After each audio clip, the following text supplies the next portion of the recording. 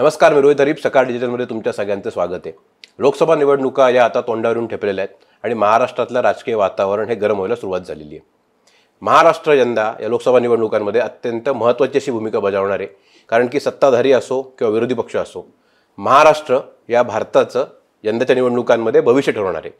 आणि या महाराष्ट्रातल्या जनतेच्या मनात नेमकं चाललंय काय याचा कानोसा घ्यायचा प्रयत्न केलेला आहे सकाळ माध्यम समूहाने. सकाळ माध्यम समूहाने एक अत्यंत महत्त्वाचा सर्वे निवडणुकांच्या जस्ट काही दिवस आधी केलेला आहे आणि या सर्वेमध्ये काही महत्त्वाचे फाइंडिंग्स हाती लागलेले आहेत. हे फाइंडिंग्स आपल्याबरोबर शेअर करण्यासाठी, हे समजून सांगण्यासाठी आणि ह्याचं ॲनालिसिस करण्यासाठी आपल्याबरोबर आहेत सकाळच्या executive editor Sheetal Pawar. Sheetal madam, तुमचं सकाळ माध्यम समूहामध्ये स्वागत आहे. सर्वे आपण लवकरच सगळीकडे प्रकाशित करणार आहोत आणि त्या संदर्भातच आपण इथं बोलणार आहोत. सर्वे माझ्या हातात आहे खरं तर, आणि या सर्वेमध्ये काही महत्त्वाचे प्रश्न आहेत. यातले आपण एक एक प्रश्नानुसार त्याचं राजकीय विश्लेषण किंवा त्याचं काय कनोटेशन्स निघू शकतात हे आपण बघूया. आपला एक प्रश्न आहे आपल्या सर्वेमध्ये की 2024च्या लोकसभा निवडणुकीमध्ये 2019 प्रमाणेच तुम्ही मतदान करणार का, असा प्रश्न आपण लोकांना विचारलेला आहे. आणि ह्याच्यामध्ये जवळजवळ 56% लोकांनी सांगितलेलं आहे हो की आम्ही 2019 प्रमाणेच मतदान करणार. ह्याचा अर्थ काय घ्यायचा की परत एकदा भाजपाला विक्रमी मतदान होऊ शकतं? मला वाटतं की सगळ्यात आधी तर हा कल आहे जो आपण मांडायचा प्रयत्न करतोय, आणि पुढचे जे आपले प्रश्न आहेत की जे आता या आपल्या व्हिडिओमधनं उलगडतील, तर त्यामध्ये आपण लोकांच्या पक्षाची पसंती काय आहे, ते मतदान करताना कुठल्या मुद्द्याला महत्त्व देतात, आघाडी विरुद्ध NDA याच्यामध्ये त्यांचा प्रेफरन्स काय, असे अनेक प्रश्न आपण विचारले. तर त्याची उत्तरं टॅली करून घेण्यासाठी मला वाटतं की हा प्रश्न आपल्याला उपयोगी पडेल की लोकांचा जो पुढच्या प्रश्नांना येणारा कल आहे तो नेमका ह्या प्रश्नाला आधारभूत आहे की नाही. आणि नक्कीच आत्ता याच्यामध्ये जी आकडेवारी आपल्याला दिसते त्यामध्ये थोड्याफार प्रमाणामध्ये मला असं वाटतं की गेल्या वेळेप्रमाणेच लोक मतदान करतील. त्यामुळे जर केंद्र सरकार किंवा मोदी सरकार नेहमीप्रमाणे त्यांचं एक नरेटिव्ह, कार्पेट नरेटिव्ह सेट करण्यात यशस्वी झालं तर तुम्ही म्हणताय तसं कदाचित भाजप आणि त्यांच्या मित्रपक्षांच्या बाजूने निवडणुकीचा निकाल असू शकेल. यातला अजून एक मुद्दा तो म्हणजे नवमतदारांचा टक्का जो आहे जो 4% आसपास हा टक्का आपल्याला दिसतोय. राजकारणामध्ये आपल्याकडे एक परसेप्शन आहे आत्तापर्यंत जी आकडेवारी जी सांगते की जेव्हा जेव्हा नवमतदारांचा टक्का वाढतो तेव्हा भाजपाचं मतदान हे कुठेतरी वाढलेलं असतं. यावेळेस 4% हा नवमतदारांचा टक्का आहे. हा मुद्दा या निवडणुकीत किती निर्णायक ठरेल? 100% खूप महत्त्वाचा ठरणार आहे. कारण मला वाटतं की पहिल्यांदा मतदान करण्याची उत्सुकता आहे. अर्थात त्याच्यासाठी निवडणूक आयोगापासून वेगवेगळ्या सरकारी यंत्रणाही खूप प्रयत्न करत आहेत की मतदान व्हायला पाहिजे. आणि आता ज्या पद्धतीने केंद्र सरकार किंवा भारतीय जनता पक्ष नवमतदारांवर काम करतोय असं इतर कुठलाही पक्ष करताना दिसत नाहीये. म्हणजे राहुल गांधींची न्याययात्रा सुरू आहे, त्यामध्येही काही प्रमाणात तरुण सहभागी होताना आपल्याला पहिल्या न्याययात्रेमध्येही आपण पाहिले आणि आता दुसऱ्या टप्प्यातही दिसतात. पण मला वाटतं की तरुणांचे प्रश्न काय आहेत, त्यांचे मुद्दे म्हणण्यापेक्षा त्यांचे टॉकिंग पॉईंट्स काय आहेत, त्यांचे प्लॅटफॉर्म्स काय आहेत, त्यांच्यामध्ये कुठल्या गोष्टींची क्रेज आहे, ते कुठल्या गोष्टींवर कन्व्हिन्स होतील, ह्या सर्व बाजू समजून घेऊन त्यांच्यावर ज्या ताकदीने जो पक्ष काम करेल त्याची याच्यामध्ये सरशी होईल. म्हणजे अगदी काही 2-3 दिवसांपूर्वीच तुम्ही बघितली असेल की एक मोठी युथ कॉन्क्लेव्ह केंद्र सरकारने आयोजित केली होती की ज्याच्यामध्ये स्वतः नरेंद्र मोदींनी देशभरातल्या विविध इन्फ्लुएन्सर्सना अवॉर्ड केलं. जे क्राऊड सोर्स आपण ज्याला म्हणतो की लोकांनी मतदान करून मग ज्युरीच्या निर्णयाने ते इन्फ्लुएन्सर निवडले गेलेले होते रिवॉर्ड करण्यासाठी. त्यातनं ते काही युवा मतदारांपर्यंत पोहोचले. नमो ॲपमधनं विकसित भारताचे अँबॅसेडर बना असं आवाहन नवमतदारांना त्यांनी केलेलं आहे. विकसित भारतासाठीचे ठिकठिकाणी मेळावे होत आहेत. 2 दिवसापूर्वी पुण्यामध्ये अशी कॉन्क्लेव्ह देवेंद्र फडणवीसांच्या उपस्थितीमध्ये पार पडलेली आहे. मला वाटतं की अशा पद्धतीने इतर कुठलाही पक्ष आता नवमतदारांना टार्गेट करत नाहीये. आणि हा जो मतदार आहे याच्यासाठी उद्याची स्वप्न काय आहे, तुम्ही मला उद्या काय अपॉर्च्युनिटीज क्रिएट करून देणार आहात, माझं जगणं कसं सोपं करणार आहात, हे मुद्दे खूप महत्त्वाचे आहेत. आणि मला वाटतं की आत्ताच्या पॉलिटिकल स्पेसमध्ये याच्यावर फक्त आणि फक्त भाजप काम करताना दिसते, ही त्यांची जमेची बाजू आहे. आपला जो पुढचा प्रश्न आहे तो खूप महत्त्वाचा प्रश्न आहे. म्हणजे सगळ्या सर्वेमध्ये मला सगळ्यात जास्त महत्त्वाचा प्रश्न वाटतो, कारण त्याच्यामध्ये लोकांनी स्पष्टपणे त्यांचा कल जो आहे तो नोंदवलेला आहे. अर्थाचा कल आहे, परत एकदा हे काय मत असू शकत नाही. त्यामुळे जो पुढचा प्रश्न आपला आहे तो असा आहे की लोकसभा आगामी निवडणुकांमध्ये मतदान करताना आपण पुढीलपैकी कुठल्या पक्षांची निवड करणार? आता याच्यामध्ये जवळजवळ आपण 16 ते 15 पक्षांची आणि इतर सुद्धा म्हणजे अपक्ष सकट सगळ्या यांची नावं आहेत. त्यामध्ये काही महत्त्वाचे जे पक्ष आहेत त्यांची टक्केवारी मी सांगतो की भाजपला 33% मतदान, 33.6, काँग्रेसला 18.5% लोकांनी निवडलेले, राष्ट्रवादी काँग्रेस शरदचंद्र पवार हा जो गट आहे त्याला 12.6% लोक निवडलेले, आणि त्याच वेळेला राष्ट्रवादी काँग्रेसच्या अजित पवार गटाला फक्त 3.9% लोकांनी मतदान करणार किंवा पक्षाची निवड करू असं सांगितलेलं आहे. शिवसेना एकनाथ शिंदे यांना देखील फक्त 4.9% आणि शिवसेना उद्धव बाळासाहेब ठाकरे यांना 12.5% लोकांनी मतदान करणार सांगितलेले. बाकीचे पण पक्ष आहेत, शेकाप, वंचित आहे, वंचितवर वेगळं येऊया आपण, त्याच्यावर बोलूया. मनसे आहे, मनसेला 1.4% सांगितलेलं आहे. पण हे जर का बघितलं तर यात एक गोष्ट स्पष्ट दिसतीये की जे बंडी झाली दोन महाराष्ट्रामध्ये, शिवसेनेचं आणि राष्ट्रवादीचं, ह्याच्यामध्ये अजित पवारांचा गट असेल किंवा एकनाथ शिंदे यांची शिवसेना असेल किंवा अजित पवारांची राष्ट्रवादी असेल, या दोघांनाही कमी टक्के लोकांनी निवडलेले. ह्याचा अर्थ असा घ्यायचा का की लोकांच्या शरद पवार आणि उद्धव ठाकरे यांना थेट सहानुभूतीचा फायदा मिळणार या निवडणुकांमध्ये? नक्कीच मला वाटतं की जेव्हा आपण राज्यभरामध्ये 248 लोकसभांना 288 विधानसभा मतदारसंघात डिवाइड करून 34,978 लोकांपर्यंत पोहोचलो आणि आपण लोकांना त्यांचा प्रेफरन्स विचारलाय की तुम्ही यापैकी कुठल्या पक्षाला पसंती द्याल, तर तुम्ही म्हणल्याप्रमाणे सुमारे 34% लोकांनी भाजपला पसंती दिलेली आहे.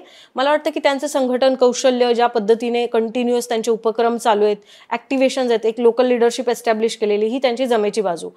त्या खालोखाल जे काँग्रेस हा एक दुसरा महत्त्वाचा राष्ट्रीय मोठा पक्ष महाराष्ट्रात आहे. पण काँग्रेसमध्ये नाही म्हटलं तरी मला वाटतं की प्रत्येक विभागामध्ये, म्हणजे विदर्भात काँग्रेस वेगळं परफॉर्म करते, पश्चिम महाराष्ट्रात काँग्रेस वेगळं परफॉर्म करते, उत्तर महाराष्ट्रात काँग्रेसची गणितं वेगळी आहेत. तर ह्या सगळ्याचा परिपाक आपल्याला एकत्रितपणे त्या आकड्यामध्ये दिसतो. तरी भाजप खालोखाल लोकांनी सुमारे 18-19% लोकांनी काँग्रेसला पसंती दिलेली आहे.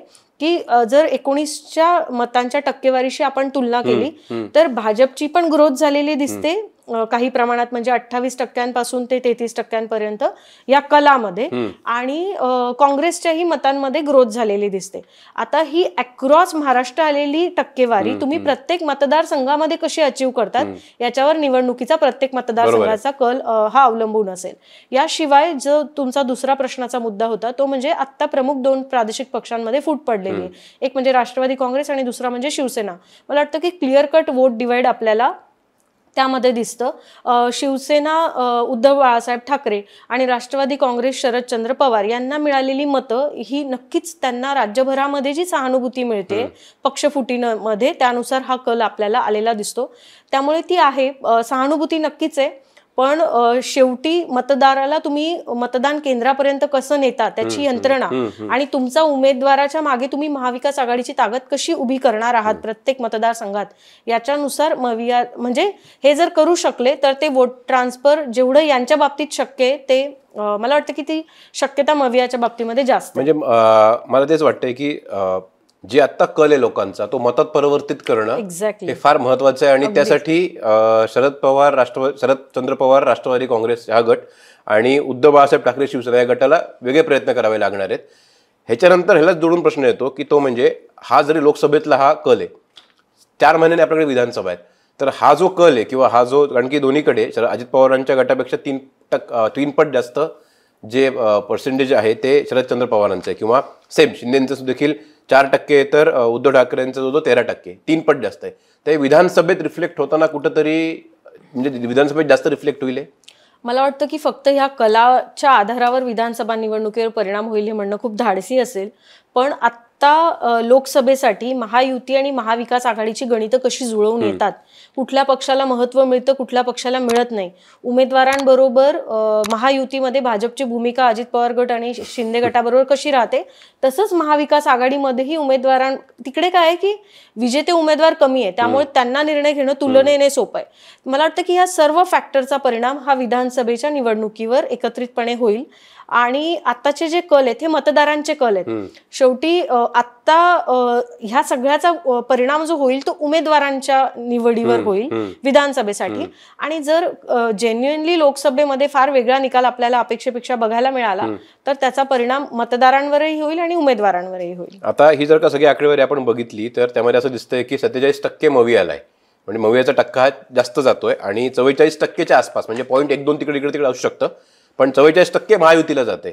आता ह्याच्यामध्ये सगळ्यात महत्त्वाचा जो फॅक्टर आहे तो म्हणजे वंचित बहुजन आघाडीचा, जो गेले काही दिवस महाराष्ट्राच्या राजकारणात केंद्रस्थानी राहिलेला आहे. आणि प्रकाश आंबेडकरांची भूमिका काय ह्याच्यावर सगळ्यांना प्रश्नचिन्ह आता की ते नक्की कोणाबरोबर जाणार. दोन्ही म्हणजे मविया आणि महायुती म्हणजे 3%चा फरक आहे. आणि तेवढाच कल जो आहे म्हणजे 3पेक्षा जास्त, जवळजवळ 3.6% जे आहेत लोकांनी सांगितलेले की ते वंचित बहुजन आघाडीला मतदान करणार किंवा त्यांचा कल तिकडे. हा जो 3.6% जो फॅक्टर आहे वंचितचा, तो परत एकदा या निवडणुकीमध्ये निर्णायक ठरणार. कारण की तो जर का फिरला, जर का वंचित वेगळी जरी उभी राहिली किंवा वंचितनी भाजपाला जरी साथ दिली किंवा वंचितनी भाजपाला साथ न देण्यापेक्षा किंवा महायुतीला साथ न देण्यापेक्षा मवियाची साथ सोडली जरी, तरी सुद्धा हा निकाल फिरतोय. हो, मवियाचं नुकसान होईल त्या केसमध्ये. मला वाटतं की आत्ता जो प्रयत्न भाजप करते महायुतीला जोडून ठेवण्यासाठी, म्हणजे तुम्ही बघा तिसऱ्यांदा त्यांच्या वाटाघाटी होणार आहेत, जागेवरनं चर्चा होणार आहेत, इलेक्टोरल मेरिटवर कुठे कॉम्प्रोमाइज करायचं, कुठे आपला एक उमेदवार त्यांच्या पक्षात देऊन त्याला संधी द्यायची. मला वाटतं की हे ज्या ताकदीने महाविकास आघाडीने करायला पाहिजे. महाविकास आघाडीमध्ये जेवढा यामध्ये विलिंगनेस मला शरद पवार आणि उद्धव ठाकरेंचा दिसतोय वंचित बाबतीत, तेवढा अजून काँग्रेसचा दिसत नाहीये. जर तो विलिंगनेस काँग्रेसने दाखवला, काँग्रेसने थोडं झुकतं माप घेऊन ही तडजोड करून घेतली, तर महाविकास आघाडीचा नक्कीच फायदा होईल. म्हणजे वंचितचा फॅक्टर महत्वाचा ठरणार 100%. कारण राज्यभरामधनं जवळपास 3.6 म्हणजे ऑलमोस्ट 4% गेल्या निवडणुकीमध्ये त्यांना राज्यभरातनं 7% मतं मिळाली होती आणि 13 जागा अशा होत्या त्यावेळेच्या आघाडीच्या, म्हणजे काँग्रेस आणि राष्ट्रवादी काँग्रेसच्या, की ज्या वंचितमुळे गमवाव्या लागल्या होत्या. तर एवढं तुमच्यासमोर आकडेवारी असतानाही जर तुम्ही त्यांना इग्नोर करत असाल तर डेफिनेटली निवडणुकीमध्ये त्याच्या परिणामाला सामोरं जावं लागेल. आपला पुढचा प्रश्न आहे की मतदारसंघातील खासदारांच्या कामगिरीबाबत आपण समाधानी आहात कसं आपण जनतेला विचारलेलं आहे. ह्याच्यामध्ये 32% लोकांनी होय सांगितलेलं आहे, पण जवळजवळ 51% लोक म्हणतात नाही.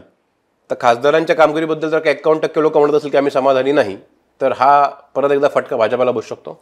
मला वाटतं की अँटी इन्कम्बन्सी आहे. जवळपास 48 जागांपैकी 27 खासदार असे आहेत महाराष्ट्रात की जे कधी ना कधी रिपीट झालेले आहेत. त्या 27 मधले 13 भाजपचे आहेत आणि 13 शिवसेनेचे आहेत, म्हणजे एकत्रित शिवसेनेचे. त्यातले बहुतेक 2च जण आता उद्धव ठाकरेंसोबत आहेत, इतर सगळे एकनाथ शिंदेसोबत. तो जवळपास 50% खासदार हे मोर दॅन 2 टाइम्स निवडून आलेले.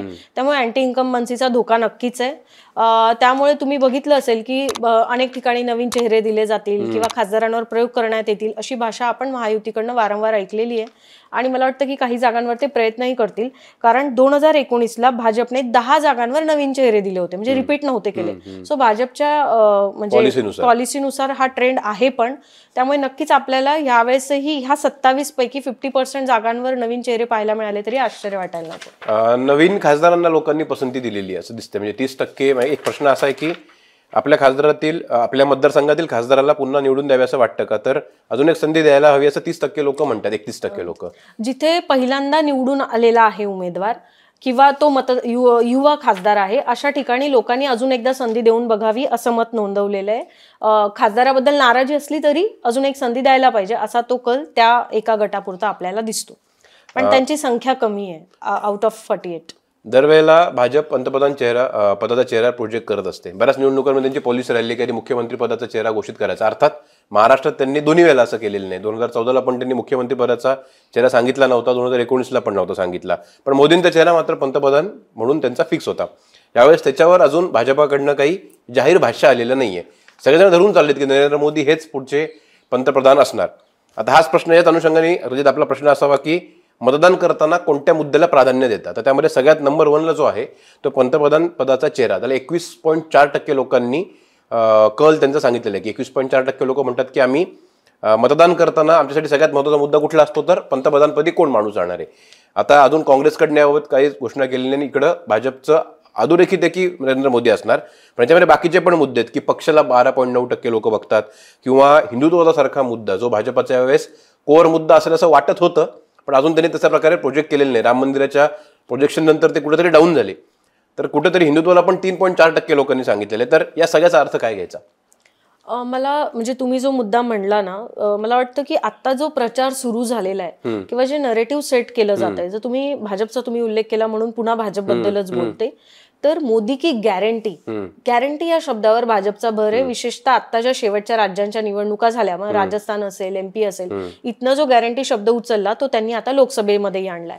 प्लस त्यांची जर धोरणात्मक डिलिव्हरी आपण बघितली, सो 19ला त्यांनी जे प्रॉमिसेस केले होते, 370 असेल, CAA असेल, राम मंदिराचा मुद्दा असेल, तो all the promises we have delivered. म्हणजे आम्ही जे बोललो ते आम्ही करतो, हा त्यांच्या प्रचाराचा मुद्दा आहे. त्यामुळे कुठेतरी त्यांना मानणाऱ्या म्हणजे जवळपास आपल्या सर्वेमध्ये 33 ते 34% ऑलरेडी लोक भाजपच्या बाजूने मतदान करतायत.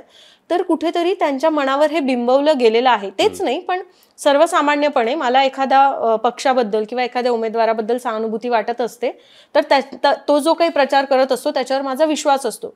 तो लोकांच्या मनात मला वाटतं की हिंदुत्व विकास असं स्कॅटर्ड असण्या परसेप्शन क्रिएट होण्यापेक्षा हे जे बोलतात पक्ष म्हणून जे बोलतात मोदी नेता म्हणून जे बोलतात ते मोदी करत आहेत हा विश्वास त्यांनी अधिक दृढ केलेला आहे आणि मला वाटतं की तो इथे आपल्याला परिवर्तित होताना दिसतोय. त्यामुळे तुम्ही होल पार्टी म्हणून किंवा होल लिडरशिप म्हणून मतं अधिक त्या म्हणजे कल आपल्याला त्या बाजूने जास्त गेलेला दिसतो. वेरॅज जेव्हा आपण खासदारांचं जर त्यांच्या मुद्द्यांवर मिळालेली टक्केवारी बघितली तर ती थोडीशी तुलनेने कमी झालेली आपल्याला दिसते. त्यामुळे लोकसभेची निवडणूक जी असेल ती पूर्ण कार्पेट नरेटिव्हवर अधिक होईल rather than local issues. Sheetal ma'am, हा सर्वे आपण केला त्यामध्ये आपण लोक कुठल्या मुद्द्याला महत्त्व देणार किंवा अगदी मतदारसंघामध्ये प्रत्येक मतदारसंघामध्ये लोकांचा कल कुठल्या पक्षाला आहे, नवीन मतदारांचं किती फॅक्टर महत्त्वाचं आहे सगळं बघितलं. हे सगळे जर का सर्वेचं एक आपण सार काढायचं जर का ठरवलं किंवा एक त्याला म्हणतो आपण की निष्कर्ष, तर काय सांगताल की महाराष्ट्रात NDA किंवा ज्याला आपण म्हणू की महायुती विरुद्ध विकास आघाडी असा सरळ सामना आहे, कोणाला किती जागा मिळतील? मला वाटतं की आत्ताचं जो आपण सर्वेक्षण केलेलं आहे त्याच्यामध्ये आपण 2 प्रश्नच थेट विद्यमान खासदारांबद्दल आहेत. त्यामुळे लोकांना त्या खासदारांबद्दल काय वाटतंय, त्यांच्या कामाबद्दल काय वाटतंय, लोकल काय परसेप्शन आहे आणि ब्रॉड महाराष्ट्र म्हणून काय नरेटिव्ह आता सध्या सुरू आहे, ह्या सगळ्याचा कल बघता आपल्या सर्वेक्षणामध्ये आत्ता NDAला म्हणजे भाजप आणि त्यांच्या घटक पक्षांना 22 जागांवर परिस्थिती सकारात्मक आहे. तर महाविकास आघाडीला 25 जागांवर परिस्थिती सकारात्मक आहे आणि 1 जागा अपक्ष किंवा इतर पक्षाला जाऊ शकते यांच्या व्यतिरिक्त, आघाडी आणि युतीच्या व्यतिरिक्त. पण पुन्हा मी तेच सांगेन की तुम्ही उमेदवार काय देणार आहात. आता उमेदवारांच्या याद्या 2 दिवसामध्ये भाजपच्याही जाहीर होतील आणि इतर पक्षांच्याही जाहीर होतील. प्लस तुम्ही युती म्हणून म्हणजे भारतीय जनता पक्षाचे जे केडर आहे संघटन ते त्यांची ताकद सांगतात तर ते शिवसेनेच्या किंवा अजित पवार गटाच्या उमेदवाराच्या मागे ती ताकद किती ताकदीने उभं करतात.